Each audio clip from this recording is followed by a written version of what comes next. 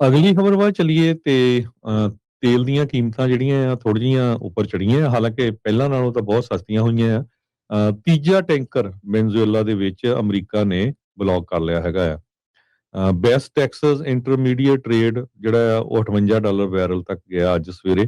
US cost guard ਨੇ ਕਹਿੰਦੇ ਭਈ ਸੈਂਚਰੀਜ਼ ਟੈਂਕਰ ਜੋ ਕੈਰੇਬੀਅਨ ਦੇ ਵਿੱਚ ਹੈਗਾ ਆ ਉਸ ਨੂੰ ਆਪਣੇ ਕਬਜ਼ੇ ਦੇ ਅੰਡਰ ਲੈ ਲਿਆ ਹੈਗਾ, ਜੋ ਕਿ 2 ਮਿਲੀਅਨ ਬੈਰਲਸ ਆਫ ਵੈਨਜ਼ੂਏਲਾ ਦਾ ਕਰੂਡ ਆਇਲ ਲੈ ਕੇ ਜਾ ਰਿਹਾ ਹੈਗਾ।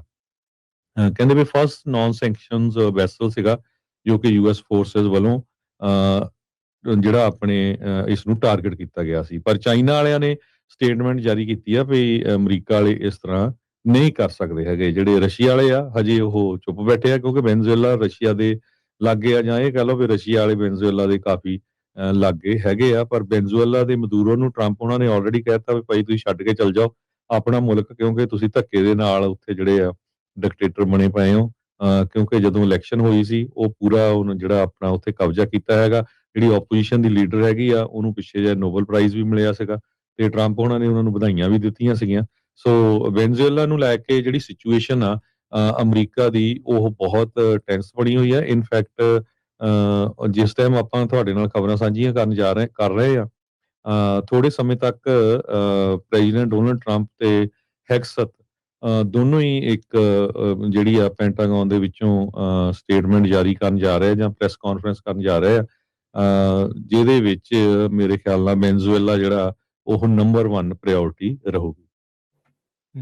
ਜੀ ਅਗਲੀ ਖਬਰ ਵੱਲ ਚੱਲੀਏ ਤੇ ਤੇਲ ਦੀਆਂ ਕੀਮਤਾਂ ਜਿਹੜੀਆਂ ਆ ਥੋੜ੍ਹੀਆਂ ਜਿਹੀਆਂ ਉੱਪਰ ਚੜ੍ਹੀਆਂ ਆ, ਹਾਲਾਂਕਿ ਪਹਿਲਾਂ ਨਾਲੋਂ ਤਾਂ ਬਹੁਤ ਸਸਤੀਆਂ ਹੋਈਆਂ ਆ। ਤੀਜਾ ਟੈਂਕਰ ਵੈਨਜ਼ੂਏਲਾ ਦੇ ਵਿੱਚ ਅਮਰੀਕਾ ਨੇ ਬਲੌਕ ਕਰ ਲਿਆ ਹੈਗਾ ਆ। ਬੈਸਟ ਟੈਕਸਸ ਇੰਟਰਮੀਡੀਏਟ ਟ੍ਰੇਡ ਜਿਹੜਾ ਆ ਉਹ $58 ਬੈਰਲ ਤੱਕ ਗਿਆ ਅੱਜ ਸਵੇਰੇ।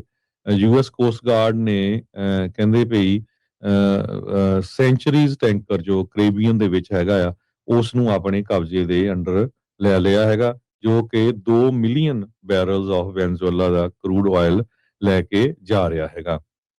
ਕਹਿੰਦੇ ਵੀ ਫਸਟ ਨਾਨ ਸੈਂਕਸ਼ਨਸ ਵੈਸਲ ਸੀਗਾ ਜੋ ਕਿ ਯੂਐਸ ਫੋਰਸਸ ਵੱਲੋਂ ਜਿਹੜਾ ਆਪਣੇ ਇਸ ਨੂੰ ਟਾਰਗੇਟ ਕੀਤਾ ਗਿਆ ਸੀ, ਪਰ ਚਾਈਨਾ ਵਾਲਿਆਂ ਨੇ ਸਟੇਟਮੈਂਟ ਜਾਰੀ ਕੀਤੀ ਆ ਵੀ ਅਮਰੀਕਾ ਵਾਲੇ ਇਸ ਤਰ੍ਹਾਂ ਨਹੀਂ ਕਰ ਸਕਦੇ ਹੈਗੇ। ਜਿਹੜੇ ਰਸ਼ੀਆ ਵਾਲੇ ਆ ਹਜੇ ਉਹ ਚੁੱਪ ਬੈਠੇ ਆ, ਕਿਉਂਕਿ ਵੈਨਜ਼ੂਏਲਾ ਰਸ਼ੀਆ ਦੇ ਲਾਗੇ ਆ, ਜਾਂ ਇਹ ਕਹ ਲਓ ਵੀ ਰਸ਼ੀਆ ਵਾਲੇ ਵੈਨਜ਼ੂਏਲਾ ਦੇ ਕਾਫੀ ਲਾਗੇ ਹੈਗੇ ਆ। ਪਰ ਵੈਨਜ਼ੂਏਲਾ ਦੇ ਮਦੂਰੋ ਨੂੰ ਟਰੰਪ ਉਹਨਾਂ ਨੇ ਆਲਰੇਡੀ ਕਹਿਤਾ ਵੀ ਭਾਈ ਤੁਸੀਂ ਛੱਡ ਕੇ ਚੱਲ ਜਾਓ ਆਪਣਾ ਮੁਲਕ, ਕਿਉਂਕਿ ਤੁਸੀਂ ਧੱਕੇ ਦੇ ਨਾਲ ਉੱਥੇ ਜਿਹੜੇ ਆ ਡਿਕਟੇਟਰ ਬਣੇ ਪਏ ਹੋ। ਕਿਉਂਕਿ ਜਦੋਂ ਇਲੈਕਸ਼ਨ ਹੋਈ ਸੀ ਉਹ ਪੂਰਾ ਉਹਨੂੰ ਜਿਹੜਾ ਆਪਣਾ ਉੱਥੇ ਕਬਜ਼ਾ ਕੀਤਾ ਹੈਗਾ। ਜਿਹੜੀ ਆਪੋਜੀਸ਼ਨ ਦੀ ਲੀਡਰ ਹੈਗੀ ਆ ਉਹਨੂੰ ਪਿੱਛੇ ਜਿਹਾ ਨੋਬਲ ਪ੍ਰਾਈਜ਼ ਵੀ ਮਿਲਿਆ ਸੀਗਾ ਤੇ ਟਰੰਪ ਉਹਨਾਂ ਨੇ ਉਹਨਾਂ ਨੂੰ ਵਧਾਈਆਂ ਵੀ ਦਿੱਤੀਆਂ ਸੀਗੀਆਂ।